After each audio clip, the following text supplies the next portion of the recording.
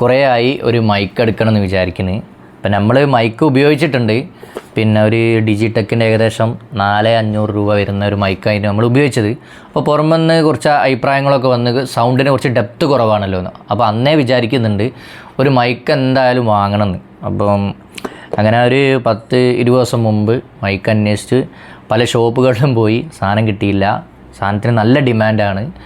പിന്നെ അതുപോലെ ഓൺലൈനിൽ നോക്കിയാൽ റേറ്റ് അധികം, ഏകദേശം 18,000 രൂപേൻ്റെ മുകളിലുണ്ട്.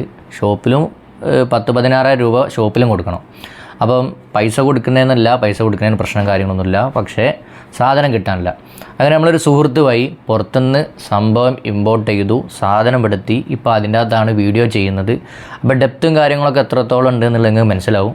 ഇനി നമ്മളുടെ യാത്ര ഈ മൈക്കുമായിട്ടായിരിക്കും.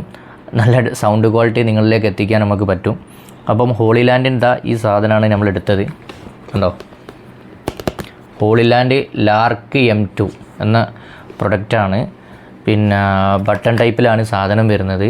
പിന്നെ അതുപോലെ കുറച്ചുകൂടിയും ഈസി ആയിട്ട് ഉപയോഗിക്കാൻ പറ്റുന്നതാണ്. ഇപ്പോൾ ഡിജിടെക്കൊക്കെ ഉപയോഗിക്കുമ്പോൾ കുറച്ച് വയർ കണക്ഷൻ അത് ഇതൊക്കെ അവിടെ ഇവിടെയൊക്കെ കൊടുത്തിട്ട് കുറച്ച് ബുദ്ധിമുട്ടായിരുന്നു ഉപയോഗിക്കാൻ. പിന്നെ അതുപോലെ ഇടയ്ക്കിടയ്ക്ക് ലൂസ് കണക്ഷനൊക്കെ വന്നു കഴിഞ്ഞാൽ നമ്മൾ സൗണ്ട് റെക്കോർഡ് ചെയ്യുന്ന ആ ഒരു സംഭവമൊക്കെ കട്ടായി പോകും. അങ്ങനെ കുറച്ച് ബുദ്ധിമുട്ടൊക്കെ ഉണ്ട്. ഇത് കുറച്ചുകൂടിയും ഈസി ആയിട്ട് ഉപയോഗിക്കാൻ പറ്റിയ ഒരു സംഭവം തന്നെയാണ് ഈ ഹോളിലാൻഡ്. ഇപ്പോൾ ഹോളിലാൻഡിൻ്റെ ഏറ്റവും ലേറ്റസ്റ്റ് ആയിട്ടുള്ള ഒരു സംഭവമുണ്ട്, ഹോളിലാൻഡ് ലാർക്ക് M2S വരുന്നുണ്ട്.